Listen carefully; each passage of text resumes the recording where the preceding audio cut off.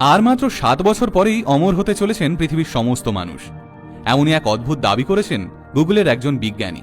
তার মতে 2029 সাল থেকেই মানুষ অমরত্ব লাভ করবে। বিজ্ঞানীর নাম রে কার্জওয়েল। এই বিজ্ঞানী নিজের জীবনে এখনো অবধি সর্বমোট 14টি ভবিষ্যৎবাণী করেছেন। 14টি ভবিষ্যৎবাণীর মধ্যে 12টি হুবহু মিলে গেছে। তার এই দাবি প্রকাশ্যে আসার সঙ্গে সঙ্গেই সারা বিশ্ব জুড়ে আলোড়ন পড়ে গেছে। আসুন আজকের ভিডিওতে জেনে নিই ঠিক কী কারণে বিজ্ঞানী এমন একটি দাবি পেশ করেছেন। কবি মাইকেল মধুসূদন দত্ত সেই কবেই লিখেছিলেন, জন্মিলে মরিতে হবে, অমর কে কোথা কবে। কিন্তু কবি কি আর তখন বুঝতে পেরেছিলেন যে বিজ্ঞানের অগ্রগতি মৃত্যু অবধি আটকে দিতে পারবে? পুরাণ, রূপকথার গল্প কিংবা সুপারহিরোদের ফিল্মে আমরা শুধু অমরত্বের গল্প শুনতাম, কিন্তু গুগলের প্রাক্তন বিজ্ঞানী কার্জওয়েল বলেই দিয়েছেন 2029-এর পর থেকেই মানুষ অমরত্ব লাভ করবে।